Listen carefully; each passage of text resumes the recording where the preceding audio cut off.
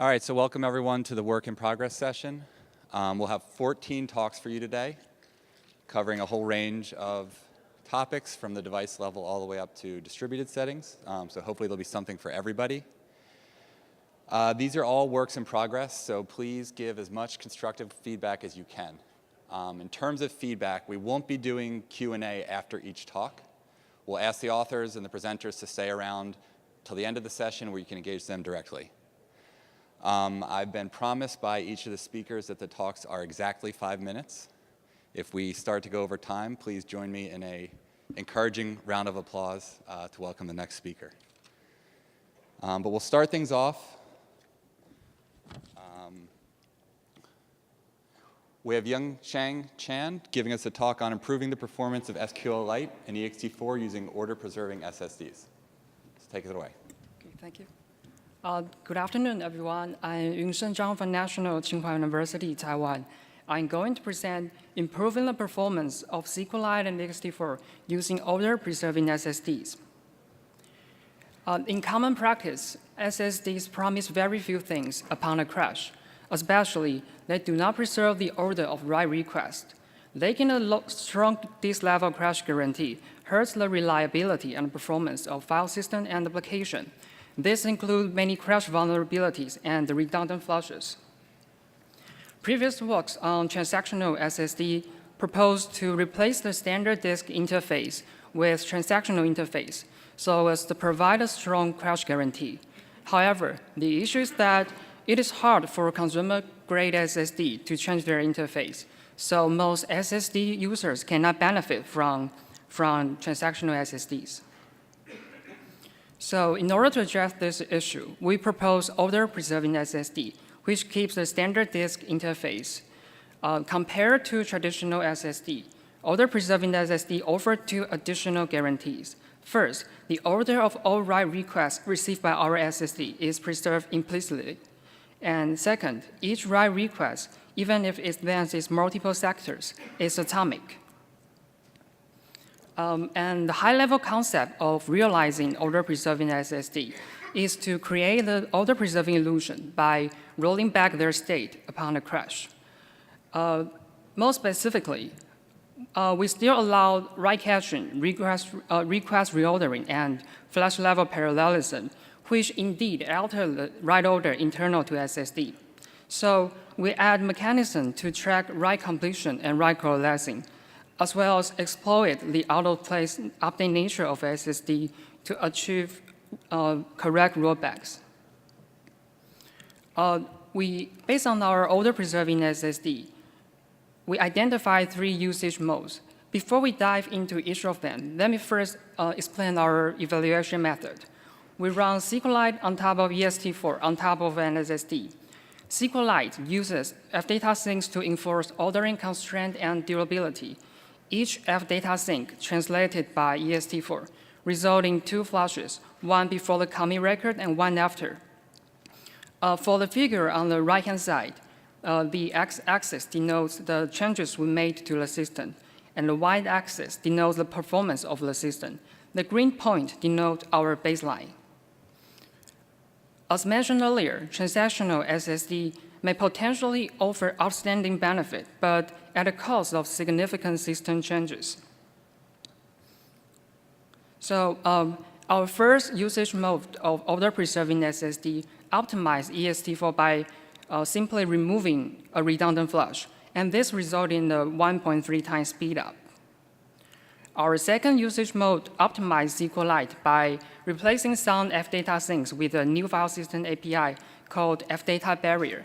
Fdata barrier does not use flushes at all, so it is used to enforce ordering constraint rather than durability. This results in a 3 times speedup. Our third usage mode keeps both SQLite and ext4 intact, but we mount ext4 with the no barrier option, which suppresses all flushes. This configuration results in a relaxed durability semantics, but its crash consistency level is equivalent to our baseline. And by doing so, we obtain a 6.5 times speedup. In conclusion, we propose order-preserving SSD, which provides strong crash guarantees without changing the standard disk interface. Further, we prototype an order-preserving SSD and extend SQLite and ext4 to benefit from it. We obtain a speed up to 6.5 times.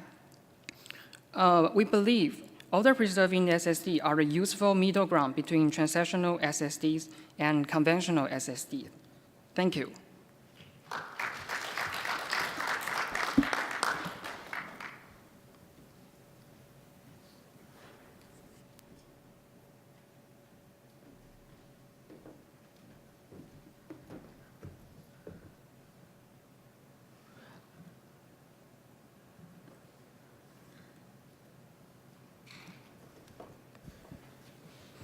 All right, so next up we have Qingyue Liu.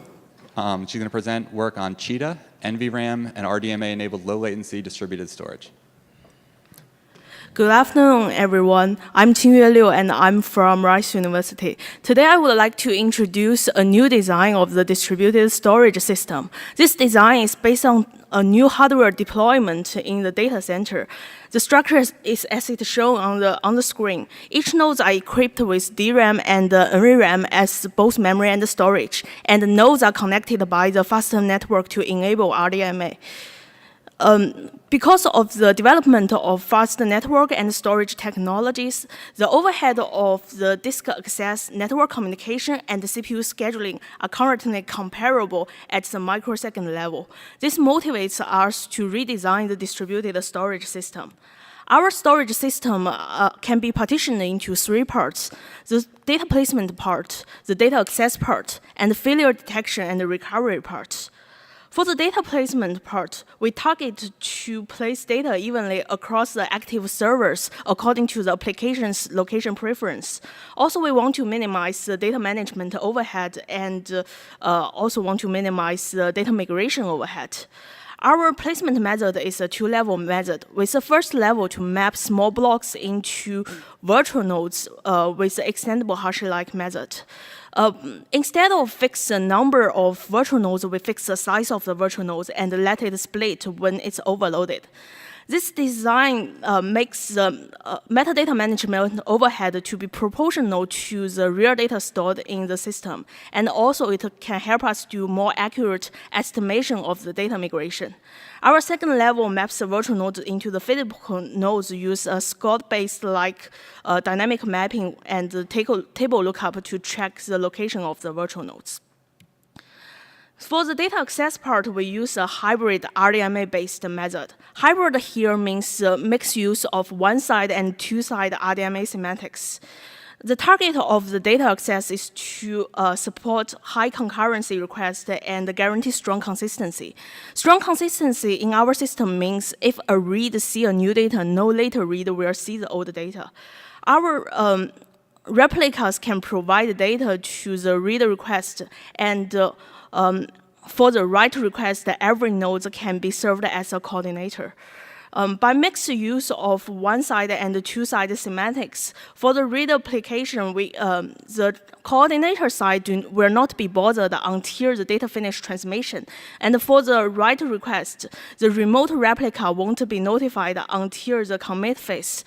This design helps to minimize the CPU, frequently CPU involved in both sides of the communication and avoid the frequent context switch. Due to the time limitation, I won't talk too much about the failure detection part. It is a hybrid decentralized method with a mixed use of one-side RDMA. This is partial of the result we get from our simulation. For the data placement part, we compare our method with the consistent Hashi and self-crush, and it have comparable performance or outperformance on the distributed data distribution, the data management overhead, and the data migration overhead. And for the data access part, we currently use a network simulation to get the data. And for the pure read, we can get less than 20 microsecond average latency. And for the pure write, we can get less than 60 microsecond latency. And our first version of the implementation will be released in the upcoming months. So there will be more real system results to release in the next few months. This is our ongoing work of the design of the distributed storage system based on the new storage and the fast network. And we hope to do more explorations about the full implementation and also explore the possibilities of multiple granularity data access and the possible transaction support in the storage system in the future. Thank you very much.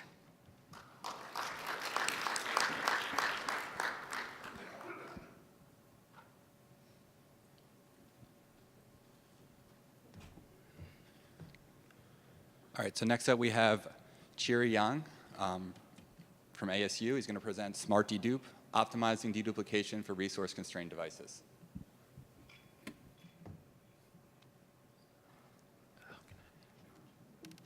Thank you. Hello, everybody. I'm Qirui from Arizona State University. Today I'm going to give a talk about our work, SmartDedup, deduplication solution for resource-constrained smart devices. Data generated from growing applications and sensors on smart devices presents serious challenges to the on-device flash storage. Those flash devices usually have limited I/O performance, capacity, and endurance. Deduplication has the potential to solve these problems by reducing redundant data and I/O, but it has to be very mindful of the constrained resources. To confirm that deduplication can help solve this problem, we collected file system images and long-term file system traces from real-world Android smartphones. By analyzing these traces, we found that real-world device workloads are quite intensive and do have a good level of duplicates. We also analyzed the source of those duplicates, and we found those duplicated I/Os and data tend to have different sources with various user behavior, which implies file or application-specific duplication is not enough, and system-level duplication is necessary. Considering the constrained resources, we have these design principles. First, SmartDedup need to apply deduplication as much as possible to save limited I/O performance, capacity, and endurance. Besides this, SmartDedup also need to keep memory usage as low as possible because memory availability on those devices are usually limited. Second, SmartDedup should work adaptively according to the current resource availability and the deduplication level in current workload. Finally, SmartDedup needs to provide strong consistency guarantee and fast recovery. With the following design principle, we have this design choice as follows. First, SmartDedup is a file system level duplication which allows the usage of useful file semantics to improve efficiency. Second, it's a hybrid duplication which synergistically combines inline and out-of-line to provide a thorough duplication.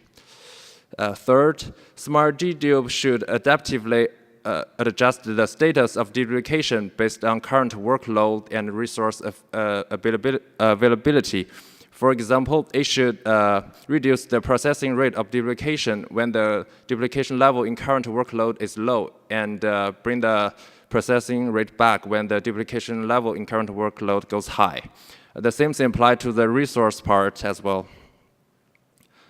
SmartDedup is implemented on exe4 and F2FS, two popular file systems on different smart devices. We evaluated SmartDedup using different benchmarks, traces, and file system images from real-world Android devices. We only show file results here to save space and time. SmartDedup achieves 17% write speed up over the native file system when the duplication ratio is set to be 25%. SmartDedup can also achieve 13x read speed up over the native file system under 100% duplicates. Considering the adaptiveness, SmartDedup can reduce 8% power overhead considering battery availability when compared with the non-adaptive SmartDedup. Considering the duplication level, SmartDedup can reduce 14% of power overhead when compared to the non-adaptive SmartDedup. That's all. Thank you.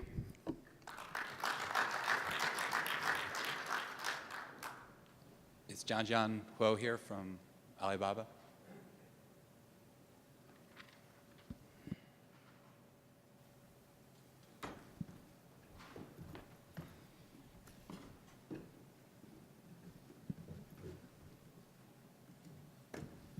Hi, this is Jinwook from Alibaba Sunnyvale, California office. Today, my topic is hardware software co-design with user space open channel SSD.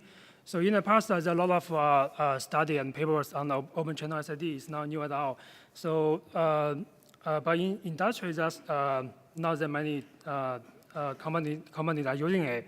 So we are here at Alibaba. So we believe open channel SSD can solve one of our biggest issue, and we take it very seriously. So our storage architecture stack are designed around a standardized hardware, which provides the generic plug-in I/O interface. And the biggest challenge we face right now is the poor QoS and the I/O latency issue, because we have millions and millions of transactions every day, and this QoS and the latency only cause a lot of headache to us. And we have done a lot of profiling inside our storage stack. We identified several components which cause a lot of I/O latency. And SSD is one of them. And we believe our approach is our self-developed SSD we call AliFlash. This is our third generation SSD. So our first generation and second generation are already running in our production in our data center. So we have used just a little optimization into our first generation and second generation, and we saw a lot of improvement, a lot of benefit. So for third generation, the major feature is open channel SSD, open channel feature. So this SSD has both native NVMe mode and also open channel mode. So for open channel mode, host software talks to open channel firmware using our own defined open channel spec. We're also working with other SSD vendors to implement this spec. So on the right side is our software stack. So all the low-level stuff like ECC engine, read engine, also flash memory, drivers are still inside the SSD, but all the advanced software like GC, data placement, I/O scheduling are moved to the host side. By opening up the black box, we found out there's many interesting things we can do. A lot of people, studied a lot of complicated strategy, but for us, we found out just a little technique into open channel SSD. We can receive a lot of benefit. For example, right now we are working with the database teams for the data placement. We can control the data into different PU inside SSD. Also, for the GC, we can control the GC with for some kind of applications, storage application. So here I share a little update on our progress on the I/O scheduling. So on the right side is the storage stack. After we integrate our user space FTL with one of our storage application. So on top of a user space FTL, we also have a user space file system. So this file system will pass the I/O also along with the priority tags. So after we FTL receives those I/O with the priority tags, it can do some scheduling inside. So those scheduling strategy we have right now is we have PRS, which is parallel unit-based read I/O scheduling, and also PRT, PU-based read throttling. So for PRS, so we dispatch I/O per PU basis. Because we can control the storage application, we can control the data placement, so we can control the parallel between the different PU. Also, we can set a limit into our storage application. So that means we can control the application, how many I/O application can issue. On the right side is some preliminary results that we got. So on the so with both PRS and PRT, we can reduce read latency to like 4 times or 5 times. To control the write latency, we have the PWS, which is priority-based write scheduling. So which just scheduling the I/O based on the priority, which is very simple, and also the AWT. So by just using some simple scheduling strategy, we can on the chart you can see we can reduce a lot of latency on our software stack. Yeah, that's enough of my talk. Thank you.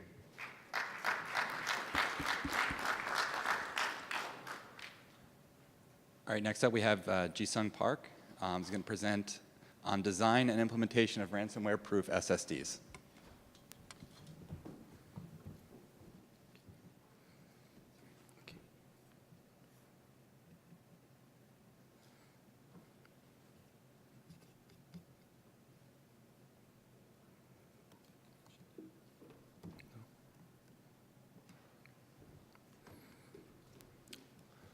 My name is Jisung Park. Today I will introduce design and implementation of a ransomware-proof SSD.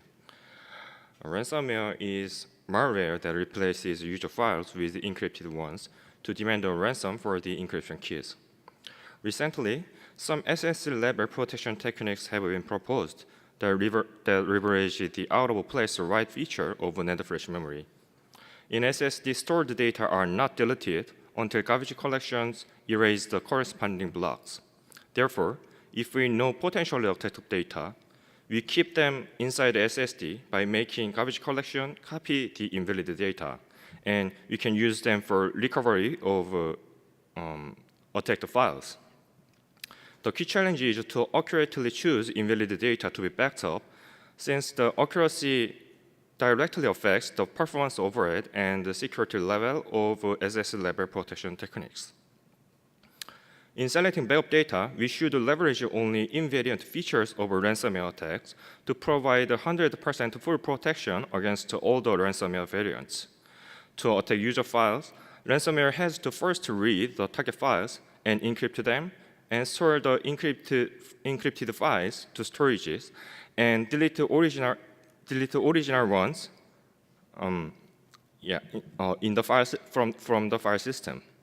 Based on this, the state-of-the-art technique, FlashGuard, excludes never-been-read data from backup candidate, but still many data can be backed up unnecessarily, since a lot of data can be read before being erased in common workflows. To address this, we leverage another invariant feature. Since ransomware have to store encrypted versions of target files, we do not have to back up any data if there is no write with encrypted data. For detecting encrypted writes on SSD, we first check entropy values of incoming data. Since the encrypted data must have extremely high entropy values, we can safely determine incoming writes as non-encrypted ones if their data has low entropy. However, many non-encrypted data can also have high entropy values, like media files and compressed files. To address this, we employed a simple CNN logic, which can detect encrypted writes in a much more accurate manner. The problem is that even though entropy-based detector greatly reduces the number of inputs for CNN-based detector, its performance is still not enough for inline detection. So we additionally use file-based filters, which filter out all the writes of a file if a file includes a non-encrypted write, and it is based on the fact that ransomware encrypts all the data of a target file. Another challenge of encryption-aware backup is to find the actual target data of encrypted writes. For overwrites, we can easily figure out which data are attacked by ransomware, since the encrypted writes and their target data have the same logical address. However, some ransomware variants perform out-of-place attacks, which store encrypted versions of a target file in a different location and deletes the original ones. In the case, since there is no logical linkage between encrypted writes and deletions of original data, we cannot tell which invalidated data are the target of the encrypted writes. To address this, we adopt time-out-based invalidation policy, which delays every deletion of data for a short time period, say 1 hour. If there is no encrypted write during that period, the data can be safely deleted. Otherwise, we keep the data for a long time, say 1 week, that is sufficient for user to notice the ransomware attacks. The experimental results show that our proposed technique can provide full protection against ransomware attacks with negligible overhead, thus achieving almost the same performance and lifetime over an unmodified SSD. Thank you.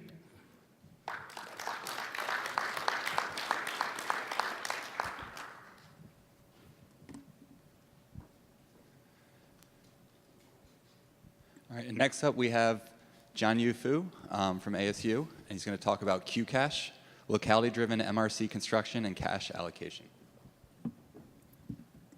And just a reminder that we'll be doing Q&A at the end, so if you have questions, remember the speaker and find them to engage them directly at the end of the session.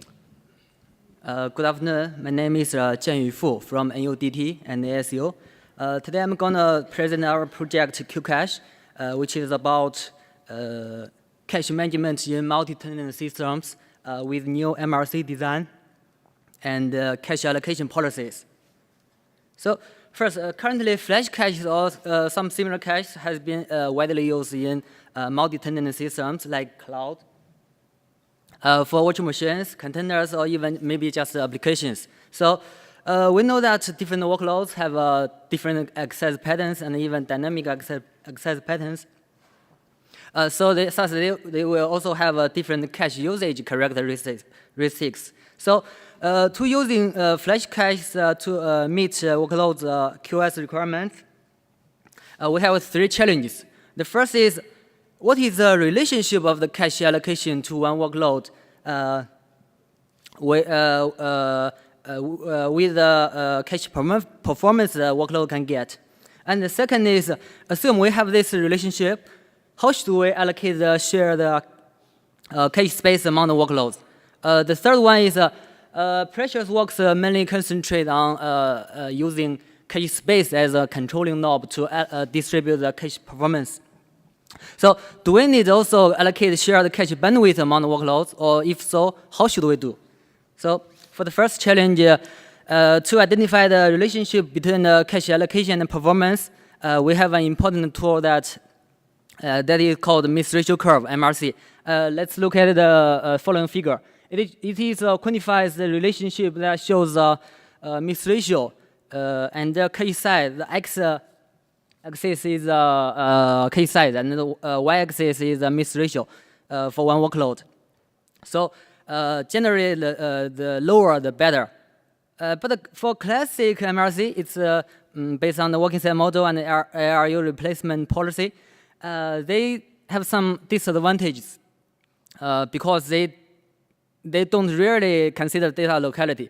The reason is that all data, when we construct an MRC, all the data accesses are considered equally important, although we know they have different kind of temporal locality.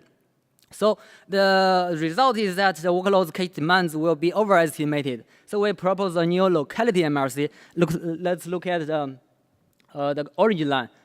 We can see at the 1 gigabytes cache size, we can use less cache to get lower miss ratio. So with this, our new locality MRC, how should we do cache space allocation? Generally, for each workload, we have one MRC. We set one QoS target, for example, like low-latency. Then we will have multiple MRCs and multiple QoS targets. Our solution is we can have like low-latency related objective function. And since we have these MRCs and QoS targets, we just somehow search for all the MRCs to fulfill our objective function. So we use enhanced greedy algorithm to do this. Like I said, mostly precious works concentrate on the space allocation. Let's see the motivating example for the bandwidth allocation. Suppose we have two workloads, the less intensive A and the more intensive B.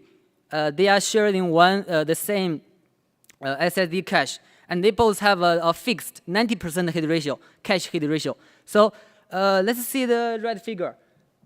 The left white column is the latency when the workload runs alone.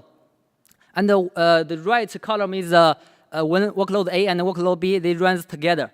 So let's see the result. For workload A, when it is using the same cache device with the same space allocation and even with the same hit ratio, but when it runs with workload B, with B's contention, its IO latency increases tremendously, like tens of times. So we can say that we do need cache bandwidth allocation to better fulfill the workload's QoS control.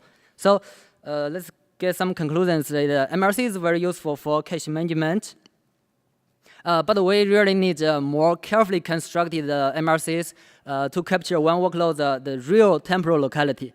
And cache space is one key knob to allocate the cache performance among the workloads. But however, meanwhile, bandwidth allocation is also necessary.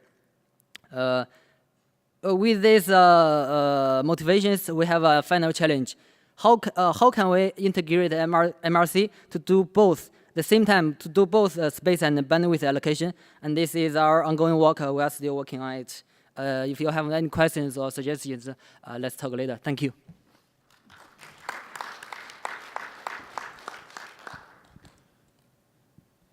All right, next up is Songjay Park. Songjay is going to tell us about automated data access pattern hint instrumentation for system performance and durability of swap storage.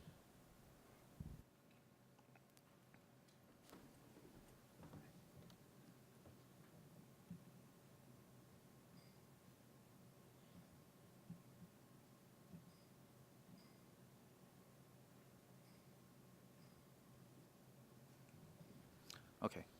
Thank you for introduction, and thank you for coming, everybody. My name is Songjay Park from Seoul National University, and so I will start. So traditionally, the swap considered very harmful due to the slow speed of the swap device. However, the size of data for modern workloads, including cloud, big data, and machine learning, is rapidly growing. And however, the cloud environment encourages main memory overcommitment. For example, OpenStack is officially recommends 1.5 to 1 overcommitment of RAM. Besides, the modern storage device has continuously evolved, and the speed of the modern storage device are fast enough to be even compared with DRAM. Consequently, the fast swap device will be widely used. However, the modern storage devices are still much slower than the DRAM, and the number of writes to flash-based storage devices are limited. So the optimal swap target decision cannot be made by system itself because the dynamic data access pattern of the application cannot be accurately estimated by the underlying systems.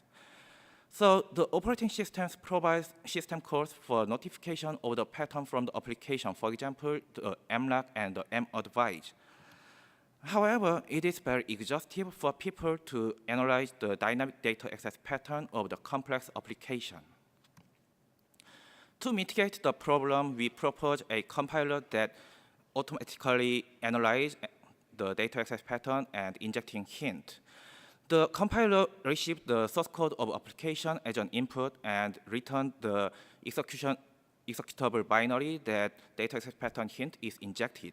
It extracts execution context information and dynamic data access pattern of the program via static and dynamic analysis respectively. And then it prioritizes the data items of the applications and injects notification of important items for important execution context. I will explain a few core concepts and mechanisms more. First, the program execution context. We define the execution context as a function or loop containing cumulative call site information. Because the context is including the call site information, each context will have unique data access pattern. So dynamic access pattern of the application can be captured by analyzing each context. However, notifying the access pattern for each context can induce very high overhead because the notification of the hint itself has overhead and the context will be changed very frequently. For example, suppose a nested loops. So we merge adjacent contexts having similar access pattern to one big context and then call it a phase. Then the hint is made and notified for each phase rather than each context, so we could minimize the overhead. Finally, prioritizing the data items. The data items of the application should be prioritized to know importance of each item. The items to be frequently accessed will have high priority to guarantee frequent and high DRAM hit ratio. And the large data items will have low priority to reduce memory pressure. We calculate the priorities for each phase and then lock items in memory with the items with high priority in DRAM. So evaluation, we set up the evaluation environment as below. We use the Intel Xeon CPU and construct a swap device with the Intel Optane SSD. And our prototype compiler implementation is based on LLVM. We use the 3 memory-intensive workloads from Spec CPU in 2006, and we synthetically made memory pressure via Sigros. The result is as below. The x-axis shows the amount of the memory shortage, and the y-axis shows the runtime speedup and the number of writes that normalized by the original version of application. In short, our compiler improves the system performance up to 2.65 times, and it improves the storage lifetime up to 2.77 times. Conclusion, the systems utilizing fast swap storages will be common and the optimization for swap systems is more required. So we introduced an automated data access pattern hint injection technique. Thank you. If you have any question, find me staying nearby or send me an email. Thank you.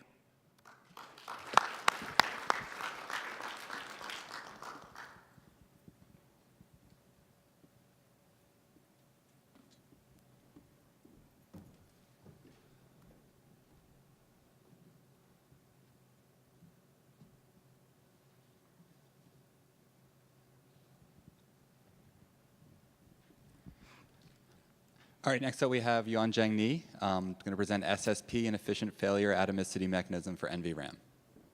Okay, thanks, Jim. Hi, everyone. I'm Yun-Sheng from UC Santa Cruz. Okay. Hi, everyone. I'm Yun-Sheng from UC Santa Cruz. Today, I'm going to present a new finite atomic state mechanism designed for non-volatile memory. Systems that deploy non-volatile memory can leverage the persistence at main memory level. However, since the CPU cache remains volatile, the consistency of the system after an unclean shutdown remains an issue. To address this problem, there are existing mechanisms that could be used to provide finite atomic state.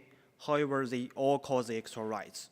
Logging requires to maintain another copy of the data. Shadow paging requires to copy the entire page, even though just a few bytes get updated. So the goal of our work here is to reduce the extra writes that are taken to ensure consistency. Shadow subpaging is a persistent memory optimized version of shadow paging. It can track the transactional state and cache line granularity with minor overhead.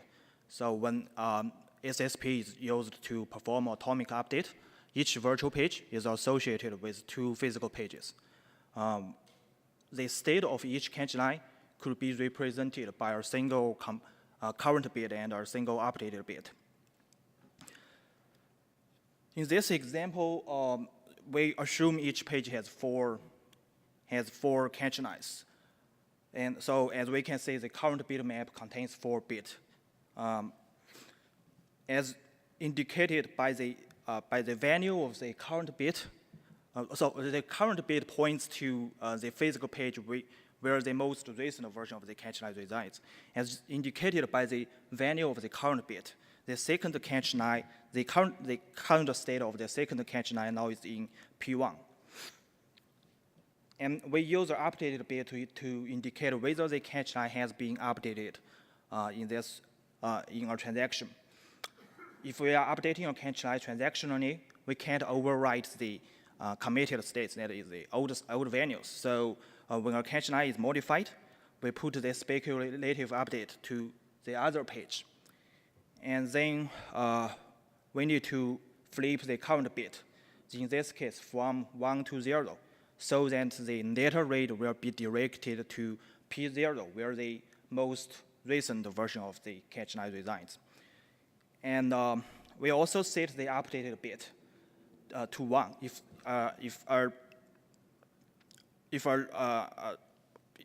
cache line with the updated bit being set is updated, we know it's being updated before and it's already remapped, so we don't need to we don't need to flip the current bit anymore. To commit, we only need to clear the updated bitmap. No data movement is required. So far, I've covered the basic semantic of shadow subpaging. There are other important issues as well. First, how can we integrate shadow subpaging efficiently in current system? Here we propose to extend the TLB hardware to catch the metadata of our SSP.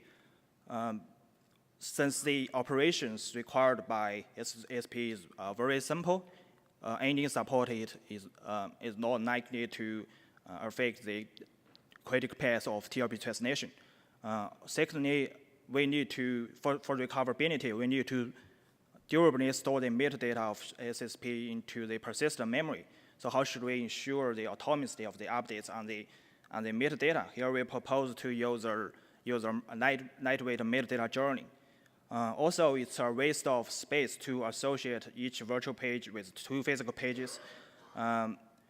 We need to find a way to identify those pages and consolidate them at some point to save storage cost.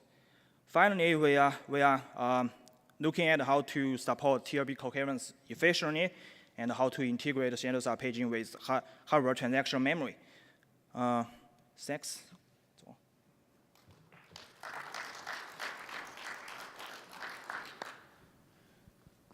All right, next up we have Yubo Liu from ASU. He's going to talk about managing metadata efficiently for local file systems.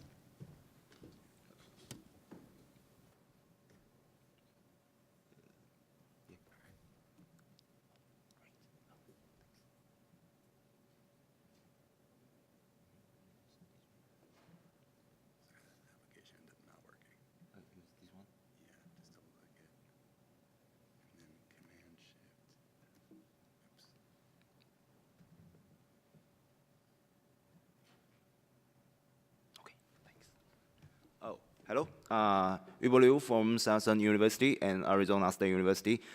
Today I want to present our work about atomizing the metadata processing in the local file system. First, we have two contributions. First, we accelerate the page lookup, and then we simplify the I/O stack in the metadata management. Here, I introduce two typical metadata organization methods. In traditional file system like EST4 and XFS, they organize the metadata as some special file.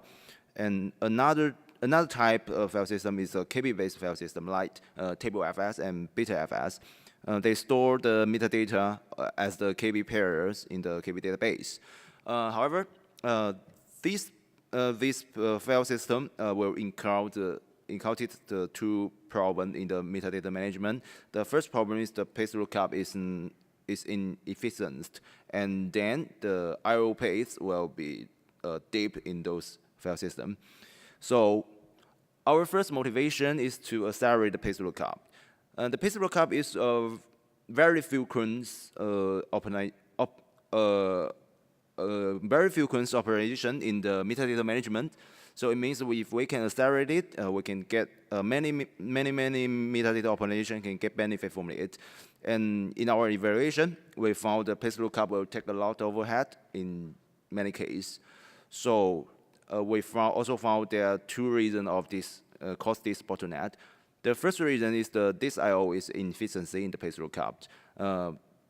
We can see in the picture they will generate a lot of disk I/O. And the second reason is they cannot fully utilize the metadata locality. In traditional file system, because they organize the metadata as the file, so they cannot aware the metadata locality on the disk. And for the KB-based file system, benefit from the sorting the metadata by their path in the KB files, so we can reflect the locality in some case. For example, the path trapezoid. However, we found if the namespace is large they cannot reflect the locality well. And so our second motivation is to reduce the I/O stack complexity. In traditional file system, they have two layers in the metadata management I/O. The first layer is in the VFS, and the second layer in the kernel FS. They use the different metadata structure and management method. So we have to. It will bring some extract overhead like the memory copy and metadata structure conversion. And for the KB-based file system, they keep the metadata in the KVDB, so it's very it's better for some write-intensive workload, but the KB database also will bring some extra overhead like the KB serialization. Okay, so now we propose our system, the so-called altered. We have two main designs. The first design is the locality-aware metadata organization. We separate the namespace tree into some fixed size and metadata bucket and store this bucket on the disk directory. The benefit of this design is that we can speed up the page lookup through the metadata locality. And the second main design is we implement efficient metadata storage system. We unify and we use the same metadata structure between the memory and the disk. And then we utilize the fixed size characteristic of the metadata bucket, so we can directly index the metadata on the disk. Benefit from this design, the page lookup can be finished in the constant times capacity, and also we have a simpler I/O stack compared with the other file system. Here I show some results. We compared some mainstream file system in the micro benchmark, and we can see our system can outperform this kernel file system in many metadata operation. And because we implement small prototype on fields, so the fields will bring some extract overhead. And we also run our system on the real-world application, and we can see our system outperform the kernel file system in some case, even though the fields will bring some overhead. And compared with the fields version of this file system, our system can get a significant performance improvement. And that's all. Thank you.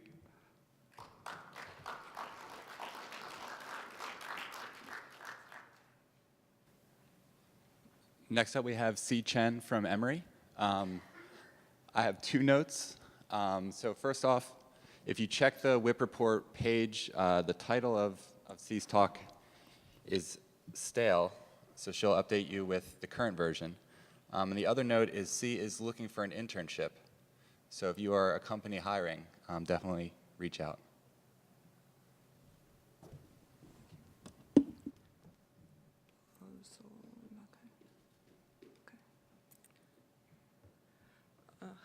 Good afternoon, everyone. My name is Si Chen, and I'm from Emory. Today, I'm going to talk about statistically separating the interleaved I/O workload. This is the work done with my advisor, Ava Nevadani. So have you ever heard about mass spectrometry? Given the sample of stone, mass spectrometry is able to study the properties of a great variety of compounds. Of course, I'm not giving a chemical talk. I just want to use this magic in workload separation. So workload is defined as a functionally distinctive usage of storage system. So identifying the characteristics of workload is critical for resource provisioning. As long as we can disentangle the mixture of workloads, we may migrate them and group them, and then consequently access them locally. That will greatly decrease the latency and save the power of data center. However, interleaved dynamic workload make it hard for us to meet the requirements of multiple clients. So our idea is to represent the data in the statistical domain. Using the BISS technique, we are able to separate the mixture of workloads based on the originating PIDs with the accuracy over 90%. So this led us to the concept of blind source separation, which is also known as the crocodile party problem. Imagine 2 people speaking simultaneously in a room, and meanwhile 2 microphones are placing in different places in the room, and each recording the linear combination of the 2 voices. So would it then be possible to identify each voices using only the recordings? The central limit theorem gives us an answer yes. So individual signals, independent signals adding up together will eventually arriving at a Gaussian distribution. Conversely, if we want to break down a Gaussian-like observation into a set of signals, each with the distribution as non-Gaussian as possible, then the individuals will be independent. But how to measure the non-Gaussianity? So ICA, the independent components analysis, is widely used to solve this problem. So can we apply ICA in workload separation? Conventionally, ICA has a restriction. That is, we have to have the same number of source and observations, just like the previous problem. So we have 2 people and 2 microphones. However, here we only have 1 microphone, that is the trace log. So what shall we do? Then here is a little trick, that is to expand the signal dimension. So this is our architecture of statistical separation. So our data set sample is from the block I/O trace from FIU, and each I/O access is represented by a tuple. So without the standard definition of workloads, we tentatively use PID as the workload identifier. So in this way, we can transfer a single trace into a subset of workloads. Just like you see, we have five columns. And then we centered and whitened the signals, and using a mixing matrix. This matrix is arbitrary, so we use this to simulate the I/O contention and scheduling issues between the workloads. So after that, we measure the recovery accuracy of the BSS algorithms by mean square error. So in our experiments, we evaluate the performances of 4 BSS algorithms, as well as PCA. And surprisingly, we demonstrated that the mixture of workload is separable using the BSS technique and with very high accuracy, so, during which the J8 outperforms all the other ICAs. Thank you.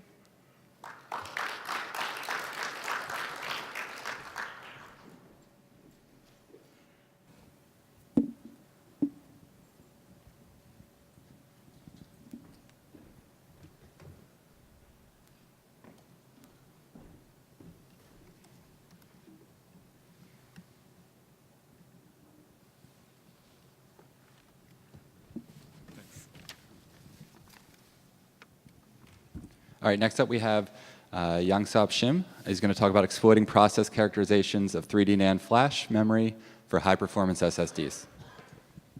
Hello, everyone. I'm Yang-Sub from Seoul National University in Korea.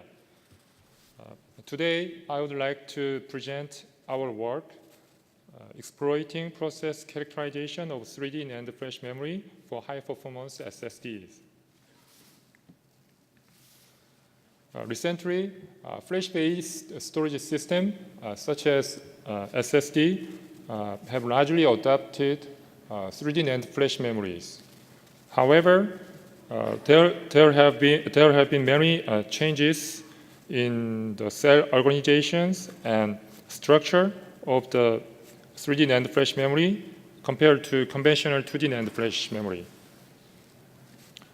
Thus, we need to revisit various optimization technique issues in NAND flash memory by exploiting the 3D NAND specific characteristics.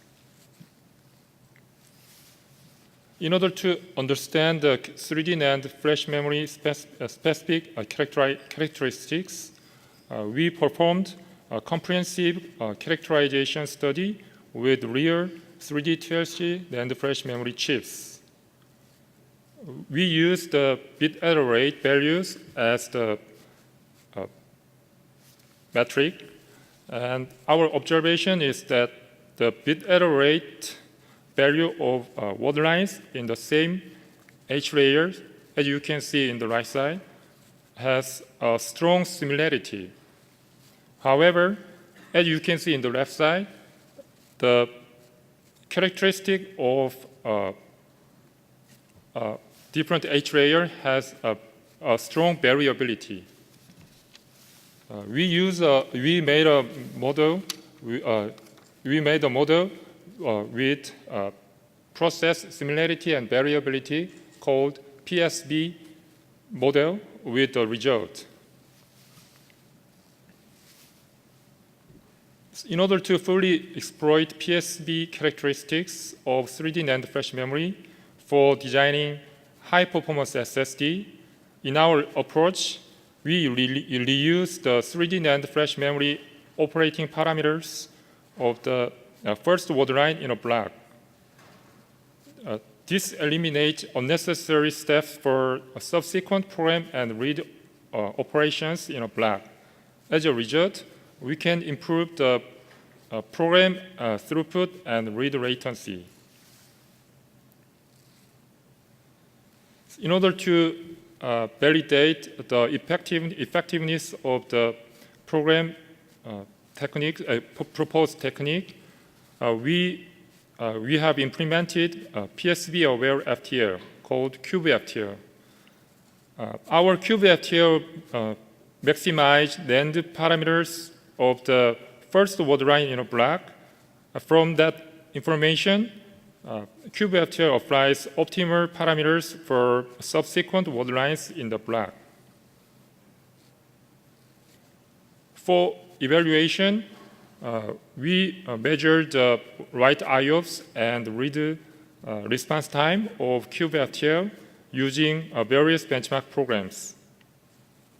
Experimental results shows that our CubeFTL can improve the write IOPS and read latency by up to 33% and 53% respectively over the existing PSB unaware FTL.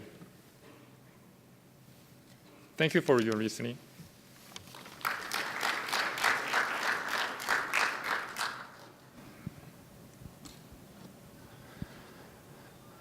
All right, next up we have Shubin Chen from RPI. He's going to tell us how to use transparent data compression to improve performance and reduce cost of NVM-based block devices. Oh, sorry. Oops.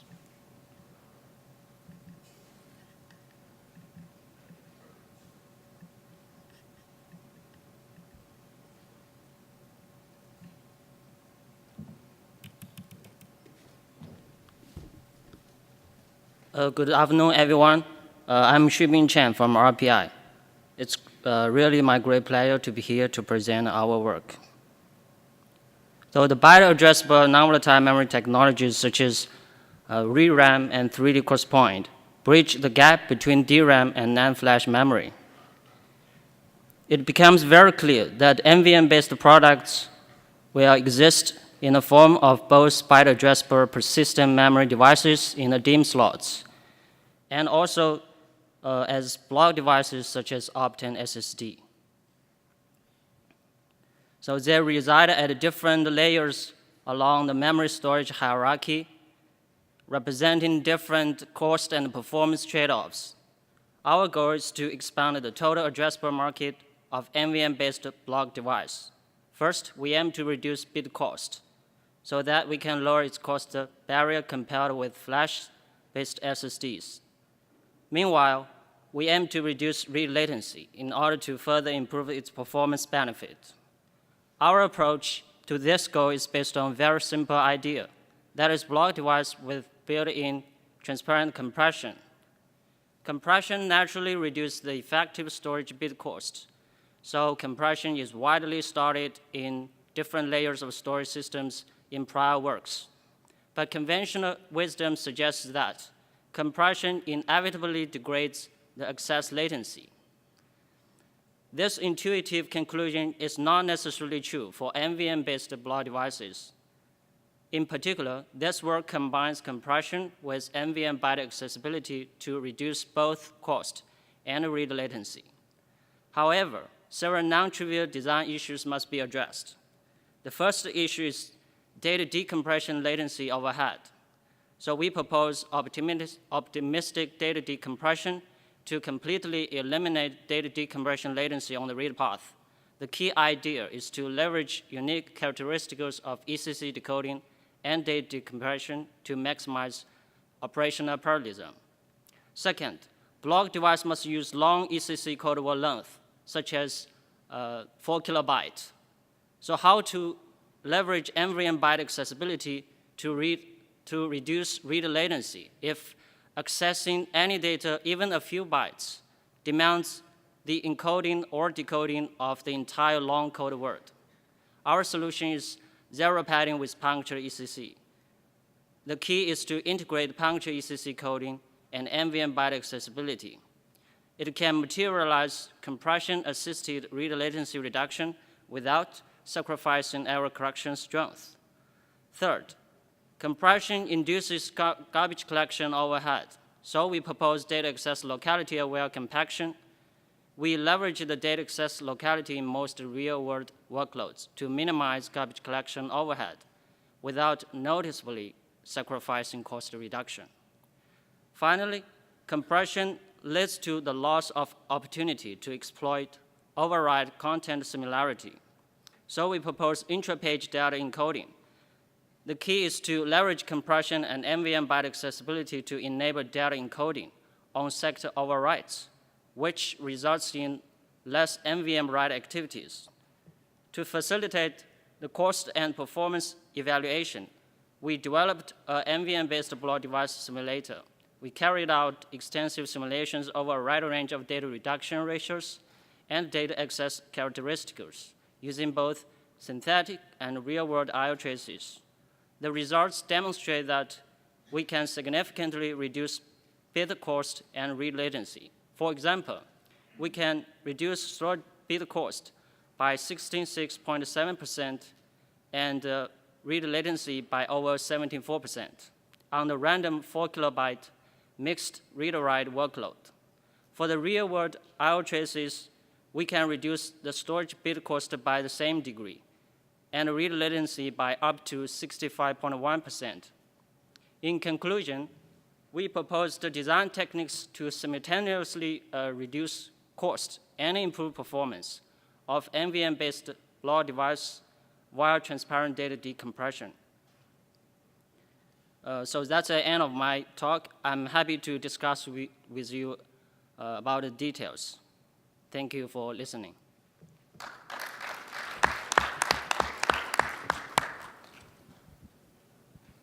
Next up, we have Yu Hua. He's actually going to present 2 talks in a row, both on NVM.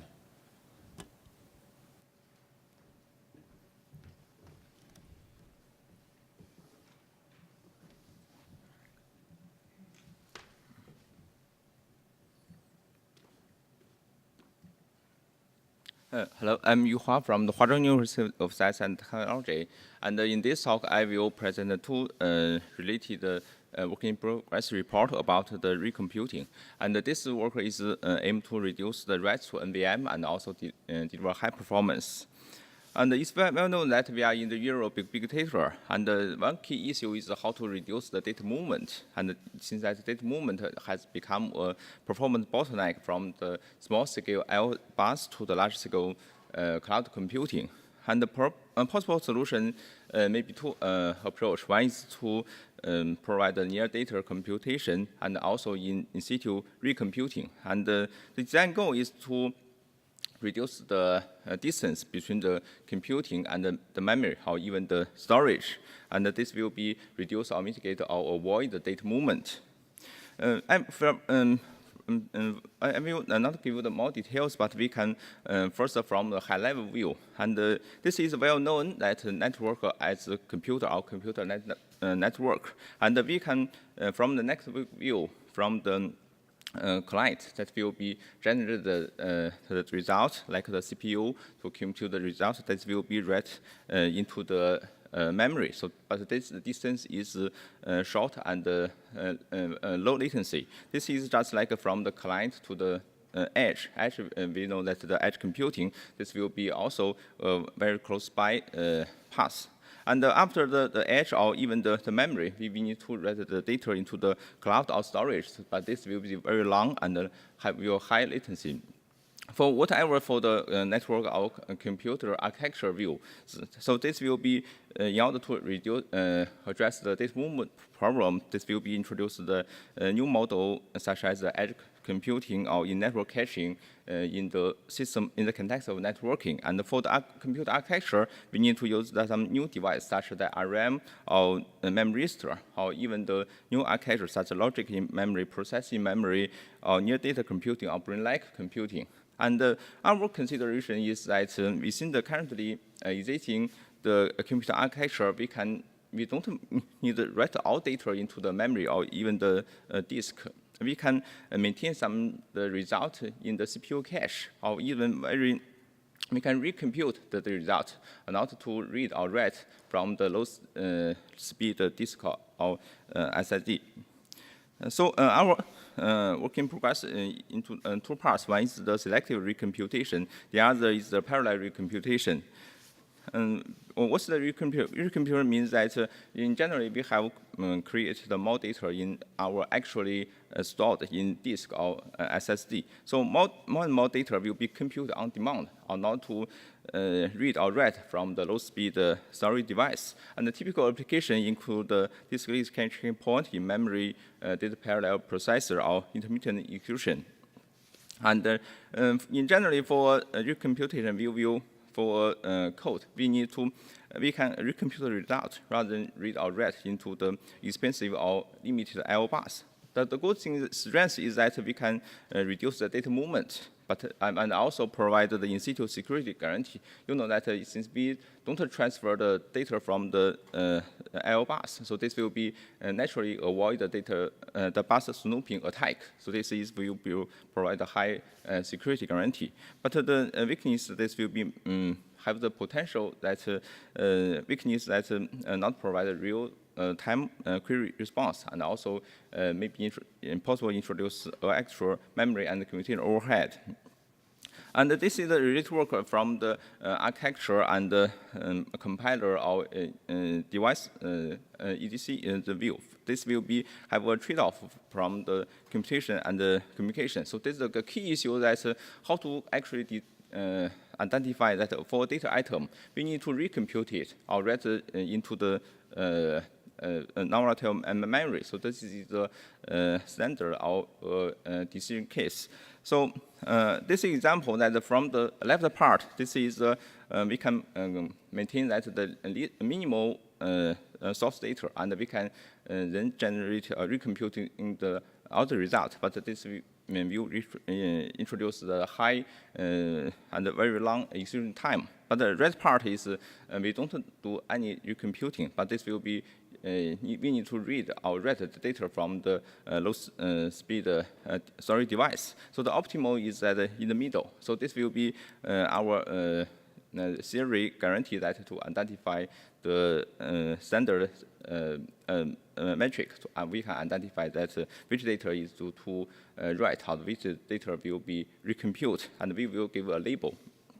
So our ongoing work is sorry, for the selective guarantee recomputation, and we need to reduce that the memory label size, and also to reduce the execution time. And our methodology is that we can use a computer that we can use a counter that will be record the frequency of the data to be recompute, and we will also compare the cost we need to recompute our storage. So this will be give our more hints for recomputation. And our design is that to build the instruction dependency in a control flow graph, and give the label that which data will be stored and which data will be recomputing. And this will be naturally reduce the writes into the NVM. Our preliminary results show that by using the standard benchmark and whatever from the read times, or even the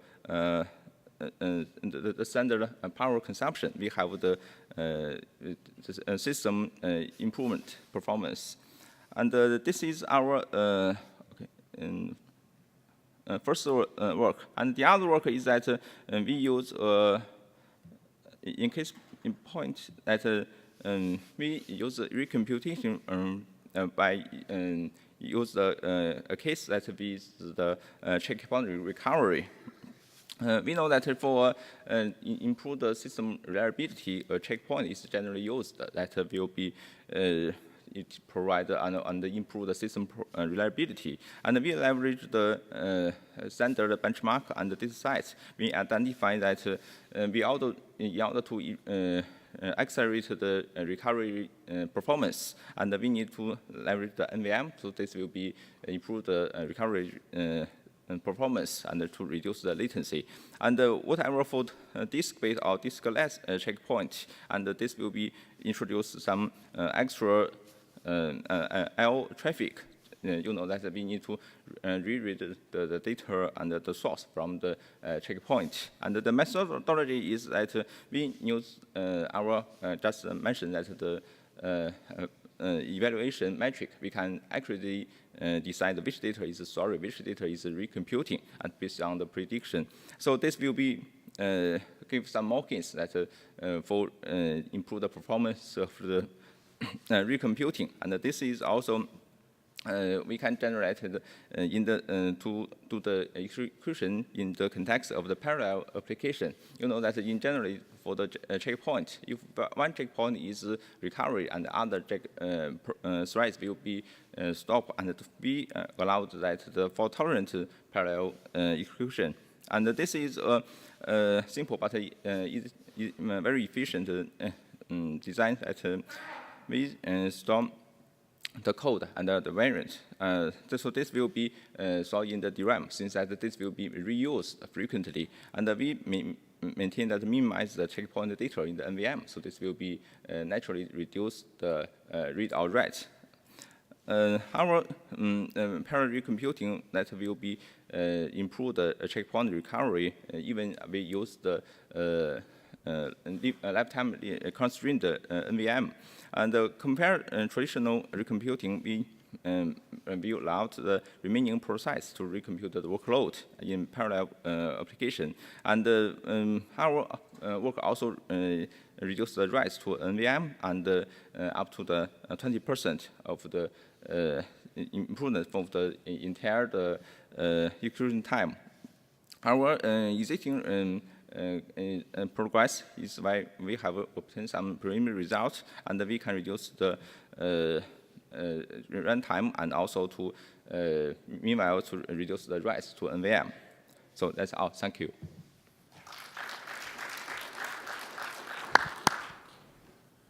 All right, let's thank all the speakers again. So at this time, if all the presenters could stand up and just wave your arm and let everyone know that you're around for questions, I'll ask you to kind of fan out. And feel free to engage the speakers with any questions you have. If you look at the FAST web page, the WIP report page has all the speakers and talks. So find them and talk to them. Thank you.